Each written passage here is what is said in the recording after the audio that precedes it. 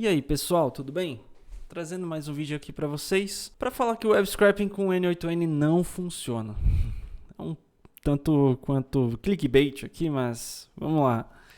Deixa eu explicar aqui o nosso caso, né? Se vocês assistirem o vídeo anterior, eu explico, mostro para vocês como a gente faz um web scraping utilizando o N8N. Beleza, ele funciona lá quando a gente vai listar os imóveis da primeira página aqui. Legal. Só que a gente não quer só da primeira página. Geralmente, quando você vai fazer um web scraping, você quer todos os dados. E aí, com isso, você precisa fazer paginação. Você precisa passar para a próxima página.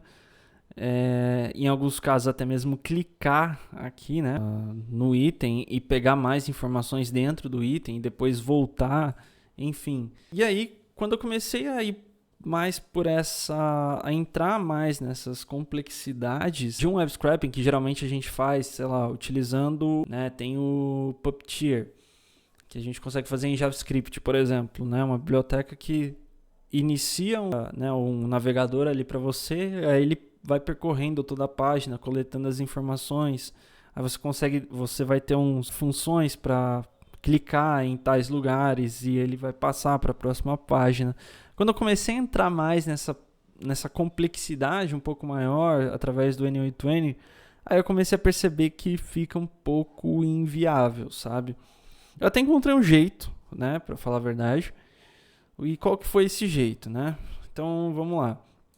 A gente tem aqui no Zap, por exemplo, a gente tem 4 milhões, né, mais de 4 milhões de imóveis. E só que o Zap ele só mostra 30 itens por página. E aí tem algumas formas, né? Você pode entender que quando você pegar as informações dessa página, né? Primeiro, você não vai poder pegar só as informações dessa lista primeiro, né? Você teria que ter um nó a mais. Se você assistiu o vídeo anterior, você vai ver que como que eu fiz para pegar os itens dessa página. Tem um inspecionar elemento aqui, eu venho aqui no RP Property, aí eu pego através desse seletor. E aí ele já me traz todas as informações. Beleza, aí o que você precisaria aqui nesse caso, né? Você pode pegar essa informação aqui dos 4 milhões e dividir por 30, e aí você vai chegar no número de páginas. Ou você pode pegar toda vez que você fizer uma requisição, você pega essa informação de que esse botão aqui, Next, está ativo. Então, se ele está ativo, significa que tem uma página a mais.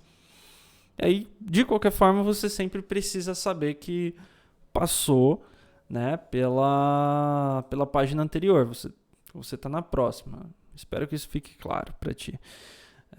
Mas qualquer coisa, se não ficou claro, coloque nos comentários, aí eu vou tentar explicar melhor. Até mesmo nos próximos vídeos. Mas enfim. Então vamos lá. O que eu fiz? Beleza, acessei a página, busquei. E aí eu falei assim, não, vou pegar a informação da quantidade de imóveis que existe. Beleza, dividir por 30, porque são 30 imóveis por página. Aí eu chego no total de páginas. Aqui eu deixei 2 porque eu estava testando. Mas aí tá, agora vem para a segunda fase do problema.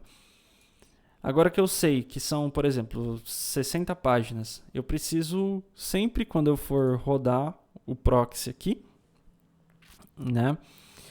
Eu preciso atualizar. Então, por exemplo, vai ter o link do Zap Imóveis Venda. Eu coloco uma página igual ao que eu mandar lá, total page. Aqui vai ser tipo JSON total page. Beleza. Né? Aí, só que então eu preciso executar isso daqui, se são 60 páginas que deu aqui. Eu preciso executar isso 60 vezes, fazer 60 requisições utilizando o proxy. E aí quando eu fui fazer esse looping, aí já foi o primeiro desafio de como faço esse looping, porque o looping do N8N não funciona dessa forma. Esse loop aqui, se vocês vierem em loop over items, ele faz um loop de acordo com quantidade de itens que tiverem aqui, mas a gente só tem um item teoricamente aqui. Ele teria que entender que existem 60 itens, né? Esse 60 ele deveria virar 60 itens que são... Cada um disso aqui seria um item, por exemplo. Ó. No N8N ele entende um item assim, item 1. E aí... Isso aqui dentro do JSON, por exemplo. Aqui mesmo, enfim, tanto faz. Item 2, ele entende que cada uma dessas aqui é um item e aí ele roda. Você pode fazer isso, só que, putz, não me parece uma solução muito boa, né, de fazer 60 itens com o nome de página, né? Página 1, página 2, página 3. Só que daí eu encontrei uma outra forma de fazer um looping no N8N, que é através de um if-else. E aí, por exemplo, como que faz aqui, né? Você de qualquer forma, né, vai precisar, isso aqui vai pegar a quantidade de páginas, você vai extrair a quantidade de páginas aqui, né, 60, e aí isso daqui você liga no if e utiliza o run index. Então, o run index ele começa no 0, tá? Só que lembre-se, não tem página 0, então a gente coloca mais um. E ele precisa rodar até o total de páginas que a gente encontrou, que no caso vai ser total page aqui. Beleza? Beleza. Aí ele vai rodar. Se você fizer isso, se você usar o run index, você consegue rodar um loop dentro do N8N, sem fazer com que ele dê aqueles looping infinito aqui, né? Essa é a forma. Tá até na documentação. Só que aí você precisa, né, trazer isso para cá. E aqui. Aqui o que eu tô fazendo? Eu tô contando a página. Eu tô pegando o run index e transformando num número. Na primeira volta aqui ele vai ser 1. E aí eu venho aqui e faço essa requisição. Que aí vai ser page aqui no caso. O problema disso é que eu preciso salvar isso em algum lugar.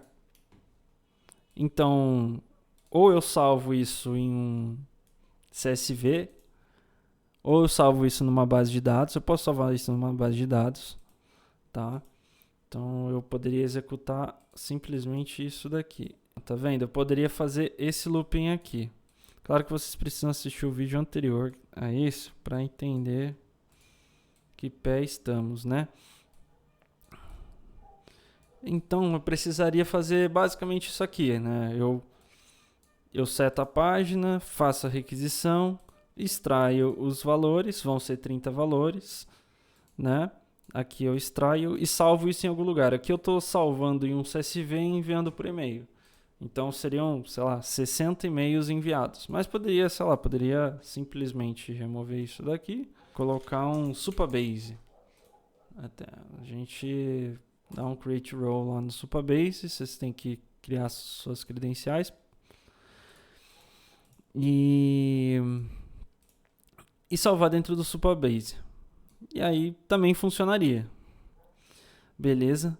Só que a gente tem um outro desafio. Qual que é o outro desafio? A gente quer deixar esse projeto barato.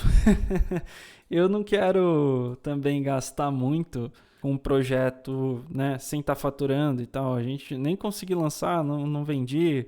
Então, o que seria aqui na prática? Lembra que a gente está utilizando um proxy? Se eu tenho que fazer 60 chamadas, melhor, se eu tenho 60 páginas, são 60 chamadas. São 60 requisições no proxy. Só que esse proxy aqui que a gente tem, ele tem um limite. Ele tem um limite de 1000 requisições, se eu não me engano. Deixa eu ver aqui. To Tests API até 2000 chamadas por mês. Discover e Subscribe mais de 1000. Tá, eles são até 2000. Beleza. Só que o nosso Scrap Ninja... Deixa eu ver se eu consigo mostrar aqui para você. Só que olha os planos aqui.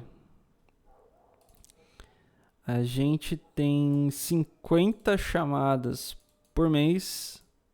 Melhor, no modo que a gente está fazendo, a gente só tem 75 chamadas por mês. Então, teoricamente, a gente precisaria de alguns dias para conseguir coletar todas as informações que a gente quer. Talvez meses, na verdade, né? Porque são 1000 chamadas, então no máximo 1000 páginas que a gente consegue fazer.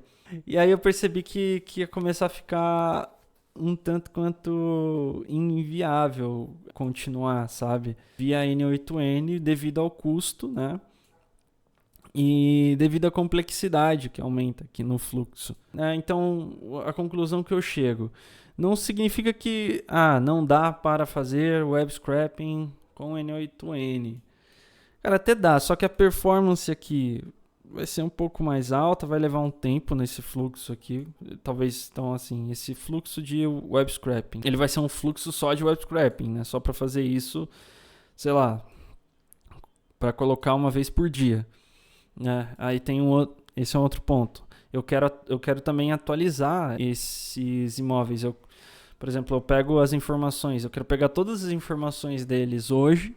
Se são 2.000 imóveis, né, vão dar lá uma quantidade X de página, e eu quero pegar esses mesmos 2.000 imóveis amanhã. E aí, só que então são aquela quantidade X de requisição de novo, sabe? E isso começou a inviabilizar o projeto. Mas assim, eu quis criar esse vídeo aqui, mas para falar desse custo, né? De fazer isso via N8N. Né? Você geralmente vai precisar de um proxy e vai gastar mais. Porém, se você, por exemplo, faz com JavaScript, utilizando a biblioteca Puppeteer, a gente só vai gastar com infraestrutura. Talvez você gaste com outro serviço um pouquinho mais barato, que é para ficar randomizando lá, ficar trocando seu IP caso eles bloqueiem o IP que está fazendo aquela request. Tá? Até agora, por exemplo, nos testes que eu estou fazendo aqui localmente, até agora não bloquearam meu IP, então só estou fazendo. Porque também aí você tem que configurar um certo período de tempo, enfim. Mas da forma como eu estou fazendo aqui, não bloquearam meu IP ainda. Então, no máximo, eu teria que gastar, se começassem a bloquear meu IP, poderia ficar utilizando um serviço para ficar trocando. E aí, geralmente, esses serviços são bem mais baratos do que os $175 aqui. Essa é uma das coisas que inviabilizou continuar projeto pelo N8N para fazer o web scraping. É isso que eu queria trazer aqui para vocês. E se ficou alguma dúvida ou alguma coisa não ficou muito clara, eu explico aí via comentário para vocês, tá? E aí no próximo vídeo eu vou explicar como que eu fiz esse web scraping aqui utilizando o Puppeteer, tá? Aí para quem programa também vai acabar se interessando, eu acho que. Mas é legal, vou tentar pensar numa forma aqui legal de mostrar isso para vocês, como funciona. Mas é uma forma que eu identifiquei de deixar o projeto mais barato e mais viável, né? Então, são um tipo de coisas que acontecem durante o desenvolvimento. Às vezes você não prevê esse tipo de coisa, às vezes a gente só quer sair fazendo sem planejar muito também. E aí você se depara que tem esse gargalo aí. Então, por isso que é sempre bom dar uma planejada, entender quais são as limitações das ferramentas. Se você vai usar uma ferramenta no-code, low-code, assim, igual o N8N, por exemplo, de automação, isso às vezes acaba aumentando o seu custo mensal. Porque é aquilo, quanto mais fácil for de fazer, maior vai ser o seu custo mensal ali. É mais ou menos, acho que essa relação que eu faço na minha cabeça, né? Se eu tenho que fazer pouco código, geralmente vou pagar um pouco mais caro ali por mês por conta de serviços que vai estar abstraindo o código que eu vou estar fazendo. Às vezes vale a pena, às vezes não. Mas enfim, nesse caso aqui específico, é algo assim, eu sei fazer via código, então eu vou ter que subir uma VPS, eu vou ter que subir de qualquer jeito.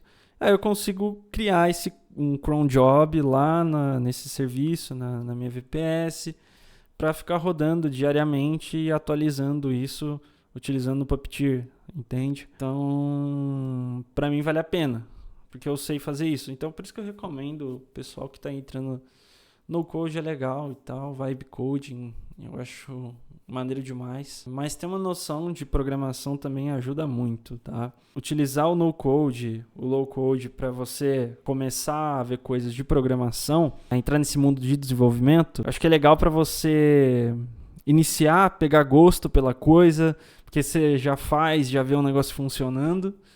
Mas usa isso também como combustível para você aprender alguma linguagem, por exemplo, porque às vezes pode te ajudar, né, a reduzir seus custos aí mensais de determinado tipo de aplicação, beleza? Enfim, esse vídeo foi mais para dizer esse impasse aí, essa mudança no projeto que a gente teve. E aí nos próximos vídeos eu vou trazer um pouco mais sobre como eu fiz esse web scraping utilizando o Puppeteer e da continuidade. Vou ainda utilizar o N8N para fazer outras coisas aqui, tá? Que a gente vai querer colocar, por exemplo, um agente de IA para conversar via WhatsApp. Então eu vou utilizar o N8N para fazer essas integrações. Que só esse módulo em específico não vou utilizar ele, beleza? Mas valeu, gente. Até a próxima. Obrigado. Até mais.